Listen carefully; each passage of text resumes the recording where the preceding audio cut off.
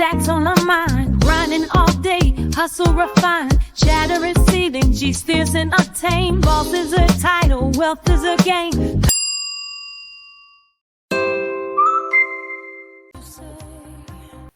So Ruthie, I just want to let you know, when you requested the song, I didn't even know it by the title.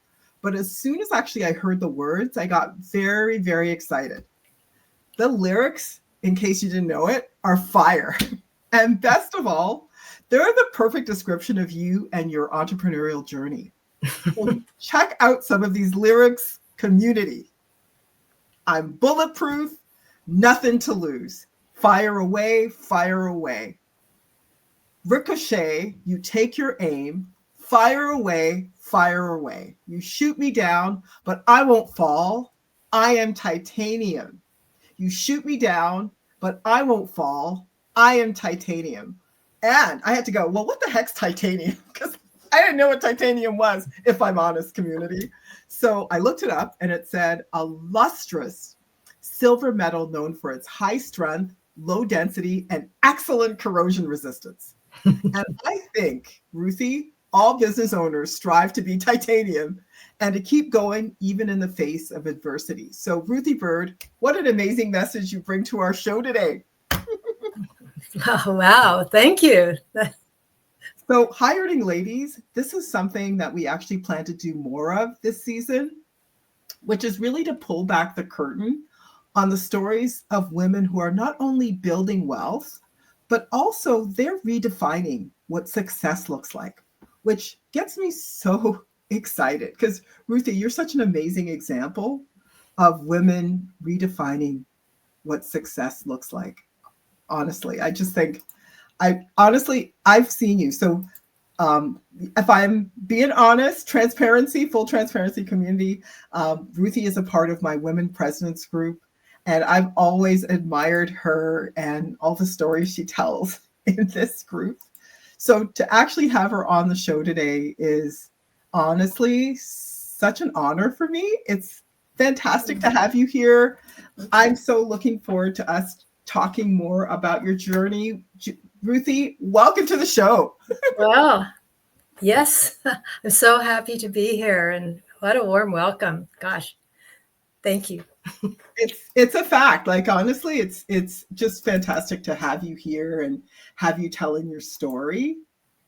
And so anyway, I just wanted to say that Ruthie, to understand a little bit more about who she is, and for us to do actually your story justice, we need to go back to the beginning.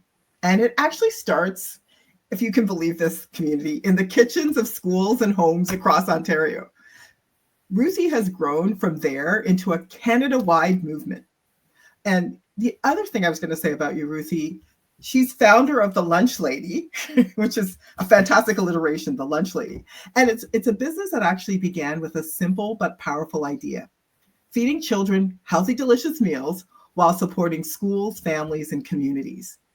And so your story is such a story of grit, service, and vision. And like I said, I heard you so many times in our Women Presidents meetings tell so many amazing stories about your business. And I just think as I dug a little bit more into your story, you really took something that could have just been a side hustle and turned it into a thriving business. And think about it. Your business doesn't just affect you and your employees, but thousands and tens of thousands of families.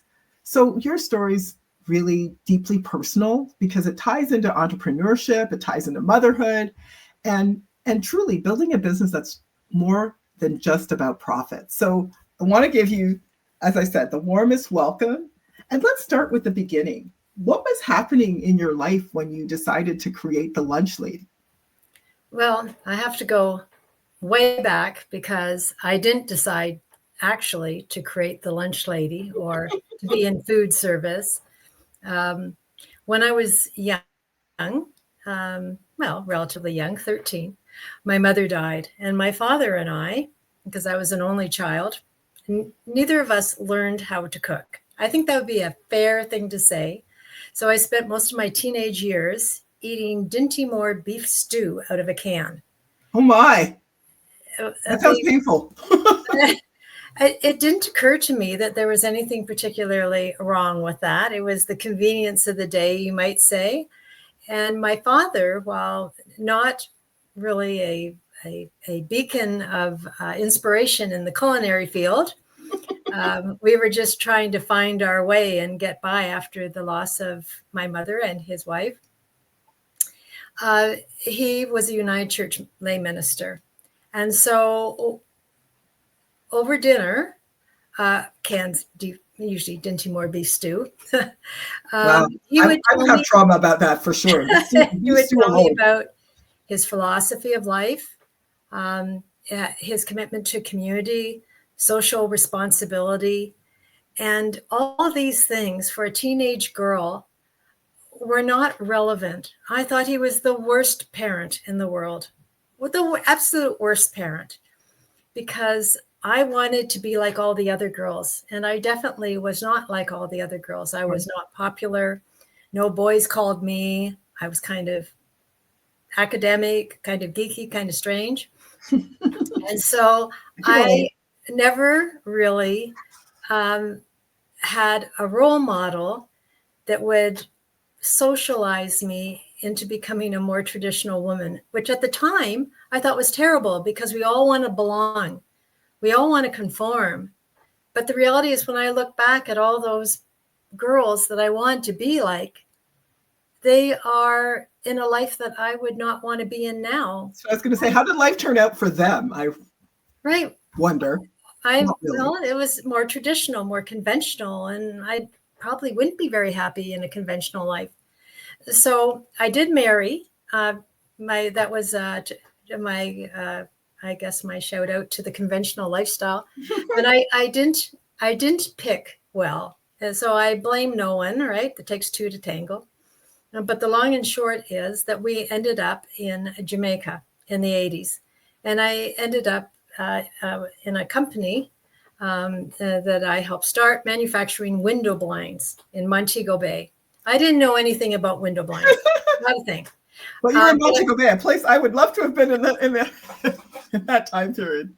It's one of those fluky stories, right? Things happen to people, right? And so my first husband thought he'd be very happy if he had his own business. And that's more or less how we ended up there.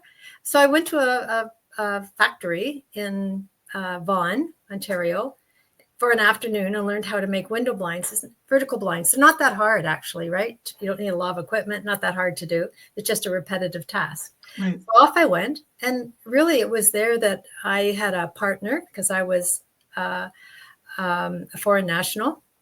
So I was there on a work permit. I had a partner who was Jamaican. My husband didn't stay. It wasn't his cup of tea, but I did. And so I learned a lot about business from him. He was a chartered accountant, turned businessman. And I developed a love for business, really a love for the mechanics of business, not the financial side of it so much, but the mechanics. And I love creating a work environment for my employees. I like the work culture because I was creating a place I wanted to go and work at, right? So I did return to Canada. Now you're wondering, what does this have to do with the lunch lady? Well, I didn't get the cooking thing there either. I had someone who did the cooking because I was afraid of the gas stove, right? My mother had a kitchen fire when I was a small girl, and I've always been nervous around stoves, right? And so I came back to Canada. I remarried, and I had 2 more children. And our middle boy is on the autism spectrum. I think a little earlier you saw him come through and asked what was remember wrong, right? Talking about him in the winter. He's now 34. So I had him and then a baby as well, right? As well as an older child. So we would need to have a lot of therapies, right? We would need a lot of therapies to help him have the best possible life. So when you have a child with a disability, you're virtually unemployable because you're always going to be going to therapies that can pop up at any time of day, because often professionals, they focus on you indirectly. It's really the child with the special needs that gets all the focus. They don't consider you've got a life outside that child. The focus is just on that child. And so, Or you have other kids. Never mind. an employer can be forgiving in the short term, but not in the long term. Right, right. So, my husband and I together decided that for my mental health, it'd probably be good for me to find a career or something that I could do and work around this schedule, right? And, it may sound selfish to say, but the reality was I still am more than Brendan's mother. I'm Chris's mother, I'm Dylan's mother, I'm David's wife, and I'm me. I deserve a piece of me too. I also have to have a piece of me. So, And hang on, hold the phone here. And why is that considered selfish? My goodness, in 2025, we're still like, This that's was- so selfish to actually have something that I want to own outside of all of the things that own me, right? Like, this was 1993. This is Right. 32 years ago, right? right, And all of the peers, for the most part, of our son, their mothers were all at home, devoting Nice. their life to the therapies of their children. Right, right. And very hard on the rest of the family and everyone else in the family as well. So only so many pieces of you to go around. Right, right. So I decided that Brenda could do with a little less of me. And so everybody else could have some more, right? Including me. And I think now that maybe that attitude has changed a little bit, but it was certainly sort of viewed as kind of an odd thing for why I would want to start my own business. Now, the lunch thing, to be Maybe honest, you just needed a was creative accident. outlet. Complete accident. So the lunch thing was an accident. Is that Yeah. what I just heard? Yeah, accident. I had to do something that I thought would finish around the noon hour because most of the therapies were always in the afternoon. Right. And so I thought about all sorts of different things I could do that weren't even tied to a schedule. Like I could become the artificial flower lady. That was very big, I'll have you know, in the late 80s. But good thing I didn't go into that because not a big thing now, right? Thank God. I thought about being the scrapbook Artificial lady. flowers. The advent of online, everybody makes their own scrapbook. So a good save there. But I read about this man in New York City. And what he did is he made sandwiches in the morning and delivered them to people in office towers in the afternoon. And I thought, well, that's an interesting idea. What if I could make school lunches in the morning for kids, deliver them at lunch, and then I'd have the afternoon off, right? So I again, not really cooking. I did not really see the challenges with this idea, but I did start with cold stuff in all fairness. And it did start in my kitchen. Now, the reality was no school wanted to use me. In 1993, at schools had pizza lunches. Yeah, that's right. That's it. That's all there was. And the school councils were very jealous of their fundraising dollars. They made big fundraising dollars on chocolate bar campaigns, if everyone remembers back then, and on pizza lunches. And in fact, schools didn't want students to stay for lunch particularly. In our neighborhood, you had to pay a fee for your children to stay at school over the lunch hour. There was a fee. That doesn't exist today, of course, right? Nope. So I don't think so. For 2 years, everybody said no. Like every school I talked to, they said no. Like, why can't parents just make a sandwich? That's what they've been doing now. They can continue to make sandwiches. They don't need any help. They're doing fine now. Really, we don't want their kids to stay here anyways. And I said, well, but kind of have to look at what are the kids bringing to school? We're here to educate. We're not worried about nutrition. Nutrition issues were only in schools where there were students from disadvantaged families that might need, right, any kind of meal service. That was the climate in 1993. And so I thought, huge blind spot is what I'm seeing. So that's how I got into the lunch lady. I took a course, I rented a premise, and for 2 years, nobody would use me. So I made lunches, the titanium story, right? Right, right. Shoot me down. Right. Well, that's why I mention it as the entrepreneurial journey, in particular for women, because we get used to them and hearing no a lot of our lives, and that's why I think you're such a fantastic and shining example for women. Oh my goodness! Like I was just too stubborn to quit. I thought, Yeah, love it. and I thought there's an idea here. This is going to work. And eventually, after 2 years, I did get into a school. And then after the idea caught on, and you always have a champion in that first school or another school, someone who says, well, that'd be a good idea. Or a principal. There were more and more women principals starting in the 90s. It was predominantly a very male dominated profession, elementary school principals. We saw more and more women coming into those positions. And they were looking at the lunches some of the kids were bringing in. And they were seeing that really, honestly, nutrition is not a poverty issue. It can also be an affluence issue. Pop, candy bars, pop. You know what I mean? Parents are busy, right? So that's what I was thinking. Yeah, looking for convenience. The 80s and the 90s, as you were saying that, I was having horrific flashbacks to having those, not pizza lunches, but those horrible soft fries with gravy in our cafeteria. In the high school cafeteria, right? So thanks for bringing them back for me. You're most welcome, right? But having said that, yeah, like busyness means two parents are working. It's not, Mrs. Cleaver at home packing lunches with, napkins and all of that. It's like whatever we can throw in the box. So yeah, again, this was the blind spot that there was. So there was definitely a need there. It's just that you just need to be persevering in all things. If the idea started by accident, but as soon as I started doing it, I thought, this is a necessary service. This is a good idea. And so I'm going to keep going with it. I'm just going to keep rolling with it. And then at the same time, our son getting older, of course, right? And we put him on a diet, a special diet, a gluten and dairy-free diet. He's not celiac. He's not anaphylactic to anything, but it did help with his behavior. I started thinking, well, maybe you are what you eat. And I started reading a few articles and listening at conferences to public health professionals talking about the impact of food on behavior in the classroom, that kind of thing, right?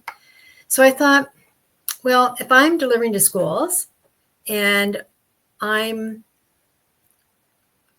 part of that community, then the meals I serve likely should mirror what's being taught in the classroom about better nutrition, right? And so this really came home to me probably a few years after I gotten to the point where the business was too busy. Like I don't like to call myself a visionary, but a bigger picture. Well, I don't know. Anyways, okay, right, visionary, sort of visionary. Right. So, but I'm not that person that every business needs, which is the integrator, that integrator person, the person who loves the details and it's about the implementation part, right? Right. And so, my husband David said, we should call yourself, the charitable lunch lady, because you definitely have favorites and you never bill them and you feed them for free and everything else, right? You're going to have to decide how you're so busy. And you're going to have to decide what you're going to do here. Like, how are you going to make that all work together? And, that was actually going to be my next question, which is about, realizing that you had something. Like you are reluctant to call yourself a visionary, but visionaries find the blind spot and then they take it. Like it's something society isn't seeing yet. So women in the workforce, busy people who are over the poverty line, you becoming an accidental business owner, but then seeing this opportunity and need. And then at that point, it becomes a real business. Is that when it became a real business? When you were having these honest to God conversations with your husband, like, we can't make this a charity anymore. We need to make this a business. So what happened next? It was becoming a real business. And now I'm quite obsessed with it, right? I'm obsessed with this idea and it is transforming me. And our son, his needs are transforming my attitude towards food, right? So now I'm cooking. I'm learning how to cook, really, in a meaningful way, like how to, I don't know, how to take meals that most kids would like and make them inclusive. So kids that had allergies, like our son, would be able to have them. Then I'm learning there's Muslim kids in the school, and they should have halal food. Why can't they have halal food? How can we make programs that are inclusive? Wow. Meet the lessons being taught in the classroom about nutrition, but are also kid friendly and sort of geared to that middle group. Now today, just like back then, there are some parents who think we're not healthy enough, we're not organic, we're not a number of things, right? Right. And there's some parents who think whole wheat, what, like that? Why do we have to have that? Or Right. why can't we have more fast food type meals? Right. But there's always a group in the middle. And I decided to focus my attention there, because if you want a sustainable business model, you have to pick where you're going to put yourself, right? You can't decide. Right. Stick to it. Right. You want to please, obviously I wanted to please everybody. I had all my favorites, but anyways, never mind. But you've got to pick what it is. So I was at that point. I was either going to have to change how I did it, or I was going to pitch the whole thing. Really, Right. truly, right? Right. Because again, remember me in the middle. I'm becoming less guilty about thinking I've got to look after me too and everybody else around me, right? So what's the best thing to do? So I didn't know anything about franchising. I thought franchising was for McDonald's and Tim Hortons. I've learned since you can franchise anything: dog walking, cement, anti-leak stuff they do. You know, if you've got the leaky basement, that's franchisable. Anything. I didn't know that, but yeah, that's anything you can think of is franchisable if you have a model that you can work on. And so my dad, you remember my dad with all his lessons wisdom, philosophy and everything else. He always said, money works best when everybody has some. And I think a very wonderful life lesson. And so I thought maybe there are other women like me that would like to have a career, maybe have a child with special needs, maybe have a special circumstance, and could be like a second income, or have an opportunity to keep exercising those gray cells and not become so totally absorbed by their role as a mother and a wife. Not there's anything wrong with that if you choose that you want to do that, but there's someone maybe who don't want and want more than that. The same way I did, right? I can't be the only person with these kind of aspirations. Well, you clearly have it. You clearly are not, because you have all these other people working for you now. And, Yes. And actually, before because I definitely want to delve into your franchising scaling story. Mm-hmm. So are you saying to me, you learned to cook or become potentially a food scientist so that you could serve all these communities and then, focus squarely on the middle of these communities? Is this what I'm hearing? Ruthie can cook after all this? I'm a very good cook now, right? But yeah, I learned by trialing recipes in the early days, different things that I thought kids would like, trying to, I don't know, be creative with things, find healthier ways to prepare kid-friendly meals that would be lower in sodium, fat, higher in protein, fiber, fruits and vegetables, that kind of thing. Yeah. I learned it on the job. The job taught me the skill. I didn't bring the skill to the job by any means. Well, I'm just thinking that's got to be a trial by fire scenario. Talk about being titanium, because I could see a lot of trial and error when you don't know anything about cooking, and then you're going in there to the kitchen. By the way, I say this as a woman. I have authority to say this because we have a lot in common, Ruthie, that I didn't realize until we are sharing these stories together, even though we share a lot during our event, our sessions, our WPO, our Women Presidents meetings. I didn't know you lost your mom at an early age. I lost my mom at an early age too, who was, get this, she was actually a chef. She used to do catering all the time for different weddings. I still don't know how to cook. So I find it so fascinating that you didn't learn how to cook, but here you are taking on a cooking business. So way to go, boss lady. Never Yeah, mind, well, lunch lady. yeah, well, thank you. It's uh, you know, I I remember in the early days of the business, and it's all the things that don't break you that make you strong. So in the beginning, as I said, not the most organized person in the world, right? So I'd have customers before I got into schools, and they would phone in at the last minute. And then I had some regulars, and I'd always, I'd always throw my schedule off. Maybe there was me, and I could afford one other driving person at the time. And so sometimes I had the boys with me if I couldn't find someone for them. And so things would be going really badly, and I'd have the radio cranked right up because I'd be crying my eyes out while driving, and I didn't want to freak out my children that were in the back seat, right, of the van. I didn't want to freak them out. Wow. But you know what? All that, it never occurred to me to stop. I just cranked up the music, right? So they wouldn't hear me crying. It never occurred to me, I'm crying. This isn't worth it.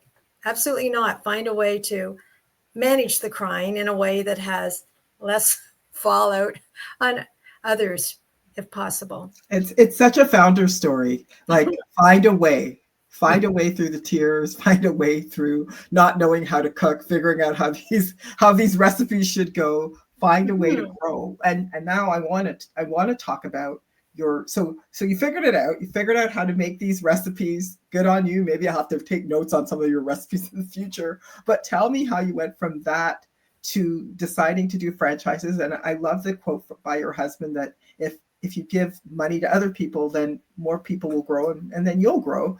How do you go from that to starting the franchise, bringing people on? I mean, that's one of the things I love about your story is you just didn't just create a business. You created this whole model for other women entrepreneurs through franchising, through hiring in local communities. So tell me about that journey and what it's meant to you to empower women along the way.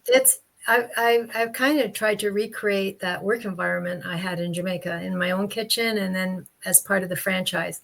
I always kept thinking, you've got to like where you go to work every day. You've got to like where you show up. So when I was going to pitch it or do it differently, you've got options. You can either become the business and everybody else is a hire, and you get bigger and bigger and bigger.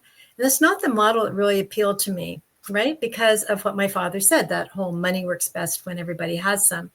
So I had taken a business course when I first started the business. So I went back to my teacher from that course and asked him, what about it? Like, what are my options here? And he's the one that told me about franchising and that I could franchise what I have. He knew someone who was a chartered accountant who had some experience with a franchise that was not a giant franchise, and introduced him to me. And he was my first partner. And so I've always been open to taking on partners. Now, one of the things is that back also in the 90s, probably as a result of that, is that my partners that I have in the Lunch Lady are my work partners are all men, right? I have 3 male partners, and it's simply that the expertise or what I was looking for at the time when I was starting my business, I couldn't find elsewhere, right? You have to be practical and take what you need. I needed someone who could provide sweat equity in a business, right? That was starting off, right? Had the time and the expertise. And I think now maybe it would be easier to find female partners, I would think. But at the time, I just wanted to share my idea and grow the business. And that partner number one, still my partner today, 25 years later, Jim, my first partner. And again, you have to standardize. You have to start all over. You have to be willing to start at the beginning to franchise a concept. Being able to make meals and deliver them is not the same as having a company that inspires and coaches other people to deliver your concept. You have to have the concept all ironed out pretty well, and then you have to pick good franchise partners. And for me particularly, I wanted opportunities for women, right? That was really important to me. Now, later on, There are some men franchise lunch ladies. There are Oh, I some. did not know that. I love that. Yeah, and that was a Lunch big Lady step for me, 2.0. right? Even though I have gentleman partners, having gentleman lunch ladies was a big step for me. And some of them are have been very, very good. And so I really feel that we all of us, no matter what we're doing, whether we're working for somebody else, working for ourselves, working in a franchise, starting something from scratch, we all have to have an impact in life. And if I can help others have that impact, kind of, when you have a franchise, the idea is already started. You're not starting from the very beginning. You already have a sort of a leg up already, right? And so that's how it started. But again, it took a couple of years to get the very first one. Always the hardest, because you're an unproven, Always. right? So Always. there are more tears, needless to say. But again, right? You just work through that, and you either believe and you know what your why is, or you don't. And if you're not sure on your why, and if your only why is to make money, then it won't get you through the tough times, really. You have to have that double balance sheet, the financial one and the personal one. And the purpose not always aligned. The purpose one, like when you say the personal one, I'm like that. Why? It's like why? Reason for being, like your purpose one and your financial one. And you're so right, Ruthie, that the financial one will not get you through those tears. Not like especially you put on your big girl pants again. Like COVID. So I've been very fortunate to be able to express who I am as a person through a business, right? That's partly how I feel about it. I think that's how a lot of our franchise partners also feel about their business. They're very committed to the community. But, like, move a few years ahead. So now I get some schools that say, well, we'd like to have your program, but our community can't really afford your program. It's an online order, like parents order online. Right. There's like a gazillion choices every day. Right. So if you have a child that's picky, there's something for you. You can have the same meal every day that you order, or you can have something different every day that the program's available throughout the year if you so desired, right? So what about those other kids, right? And so during this time, in between about 2012, I've been franchising now for 10 years now. I started to get more involved and more interested in what the not-for-profit sector was doing. And I was invited to, first to sit on one of the committees for PPM 150 in Ontario, which was really nice, about how to introduce it, because I'm so keen on established guidelines for everyone to follow. I think it makes a fair playing field for vendors. And then I was invited to this other project called Nourishing School Communities, which was sponsored by the Heart and Stroke. Wow. It was and I was the only private one, right, who was there on my own dime. Everybody else was probably like, they get grants or paid to be there or whatever. But I was so passionate about it, like, especially about, not everyone in business, we're not evil because we're in the food business, right? It's the person who is involved in the service. It's their heart and their commitment that matters, not whether they're a for-profit business or they're for not-for-profit. There was no such thing as the not-for-profit, probably. Well, in the they call it. It's not a not-for-profit, but social enterprise. There wasn't social enterprises in 1993. No, I didn't have time to wait for one. No, you were a founder. Right? I didn't have time to wait for all that to happen. Exactly. You needed to bring this to the world. And I want to talk impact, because you're talking about purpose and all the lives that you I do wonder, yeah. Let's talk about impact. So tell me, how many locations, how many kids have you fed? Ballpark, and what's the plan? What's the because I'm just so millions of kids, I guess, we have fed. I always run into kids who say they had lunch lady when they were in school. Some of them have their own kids in school now. Oh my goodness. They'll tell me what their favorite meal was.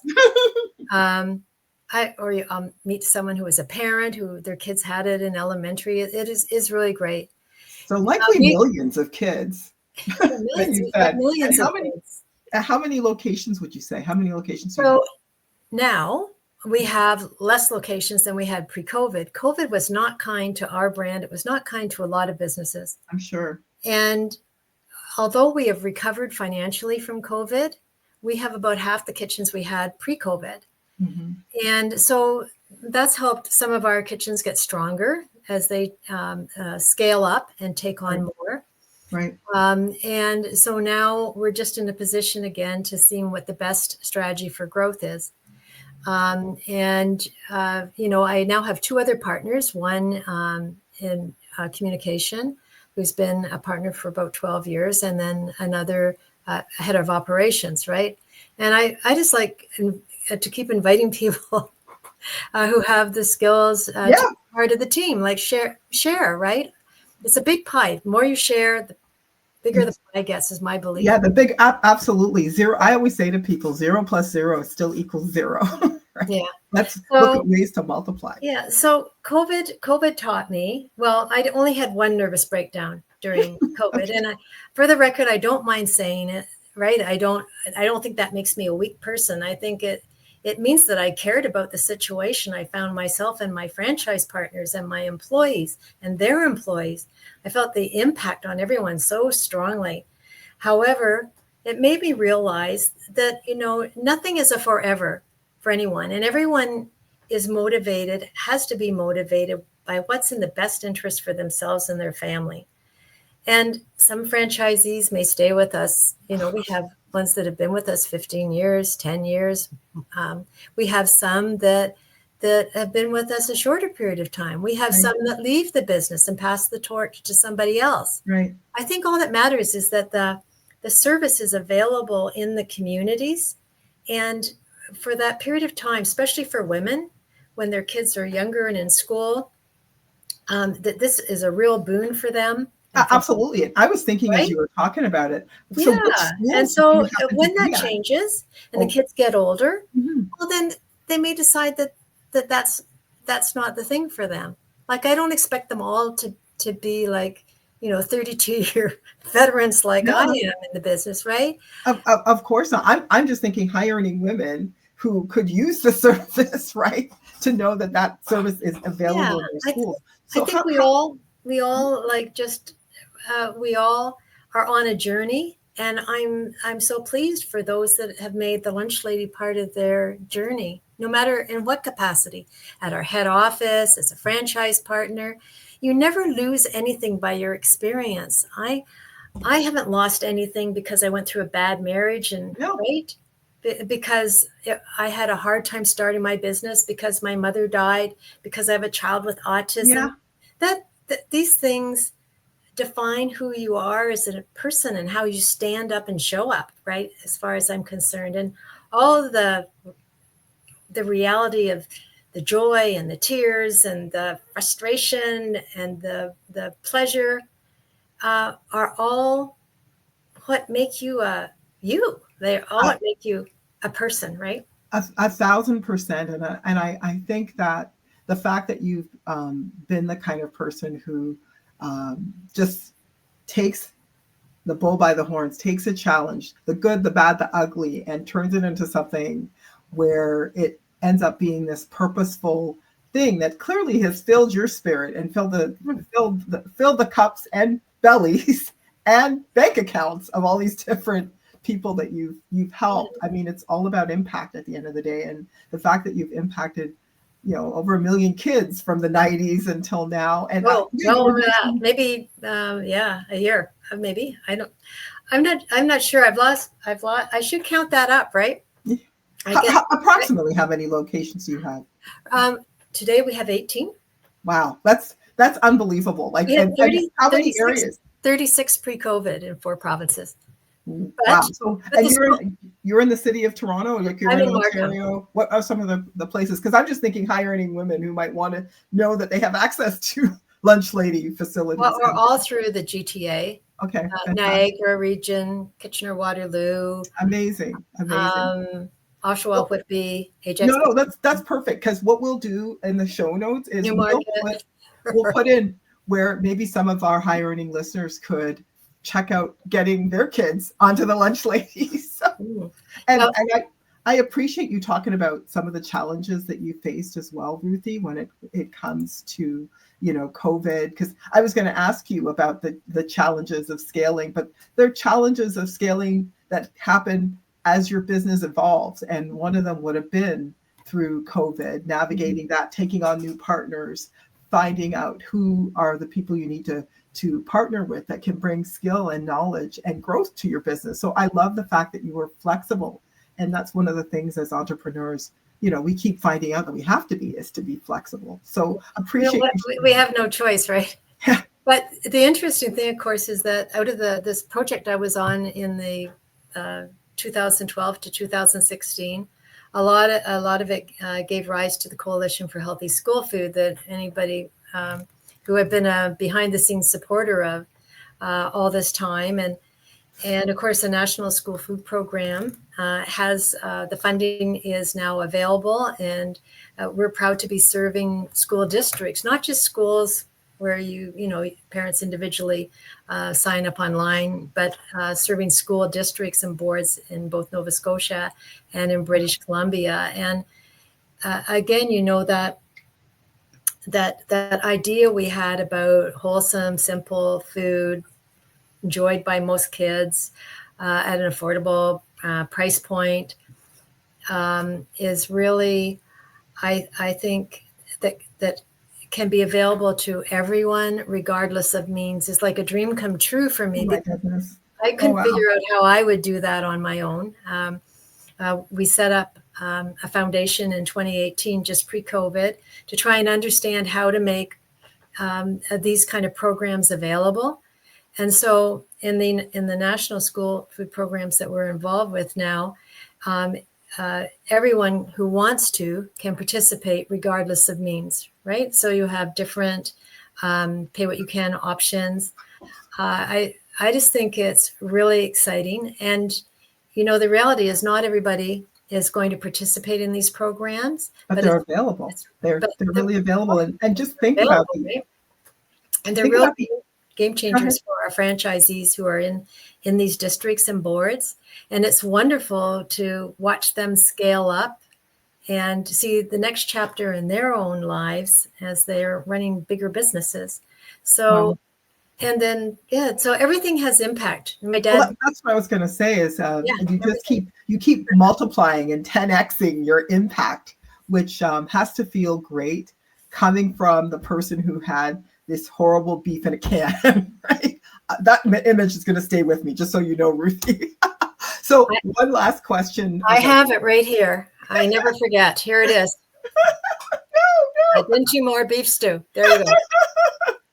Our audience is full of high earning women who, of course, are either running their businesses or leading in their careers. And I'd love to know, looking back, what would you say is the biggest financial or business lesson you wish someone had told you about earlier before we wrap up?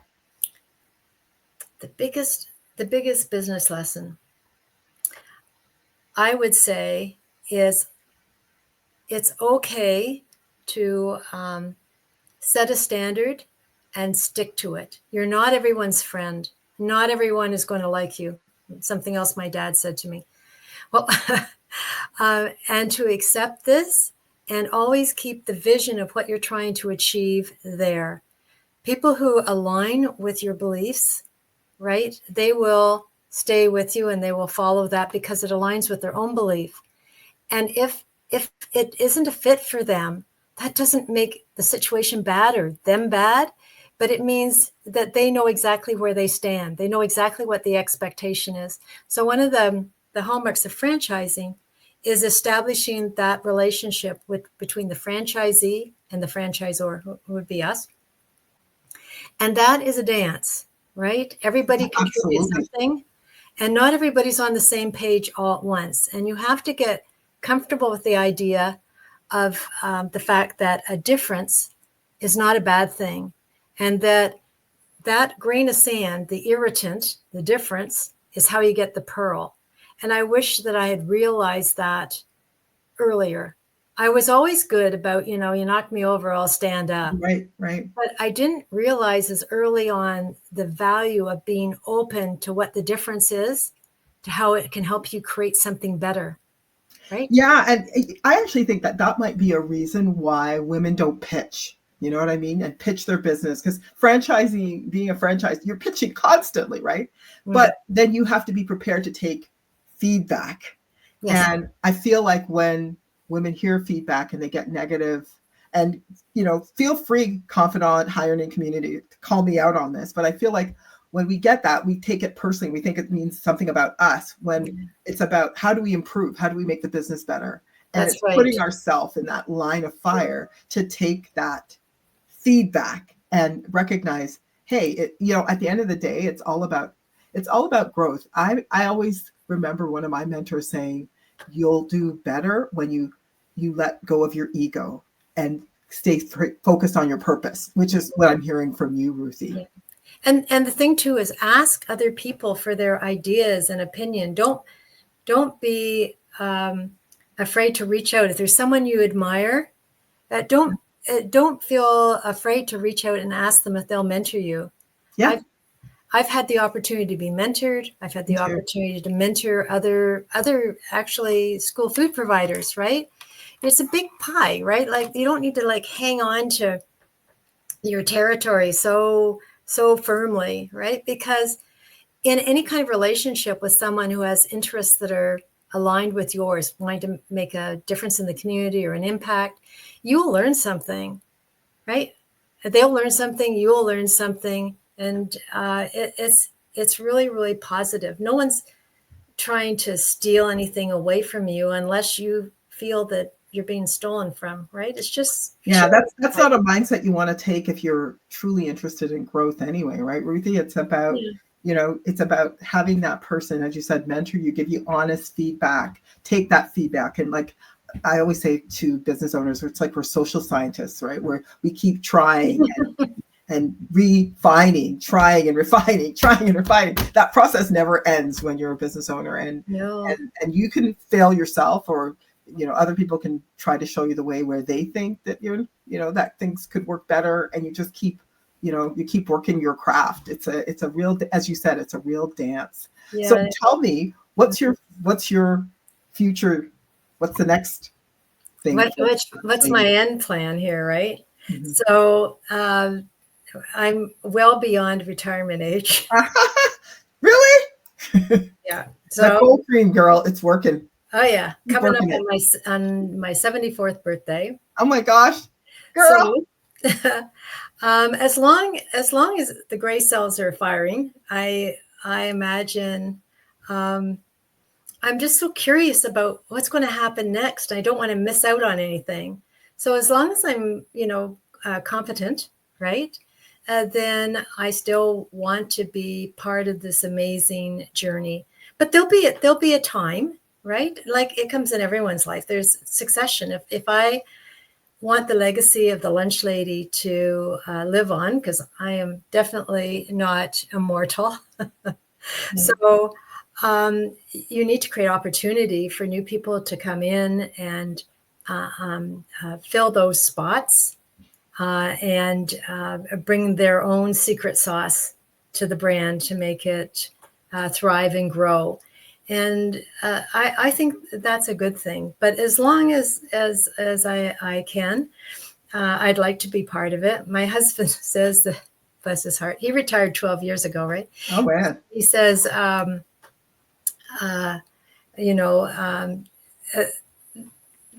your last day of work will be the day that they put you in the box, right?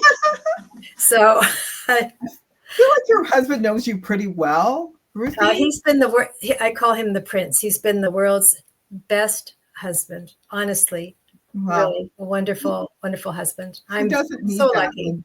When you're a founder, who doesn't need that person who's just as you need that. Cheerleader. Often when I wanted to quit, he just said, "Oh, you can go a little longer. You can go a little. You can do a little more. You can go a little longer." And I'm so appreciative for that. I appreciate that so much, because often in a more traditional family situation, one, it's was harder for the woman to invest family money than a man, right? It was Absolutely. like, right? Because the woman's income sometimes was seen as incremental, and if she gave that up, that would put more pressure on the family. Whereas if a man wanted to start a widget factory, then the family would adjust in the way. Well, this is it. You clearly have taken a non-traditional path, especially for your generation. So why would you pick a traditional husband, right? Like, why would you stop there when it comes to non-traditional? Finding a man who, like your husband, like your dad, could be that person who saw you as a business owner and a woman and a wife and a mother, and could be the cheerleader for you and can help you fulfill your purpose. Like, it's clear your path is not a traditional one. So don't stop, whatever you're doing. Ruthie, don't stop working, don't stop innovating, don't stop like being that visionary that clearly you are. So I have a couple more questions, fire round, just quick hits. Okay. So tell me, what's the financial decision you're most proud of making?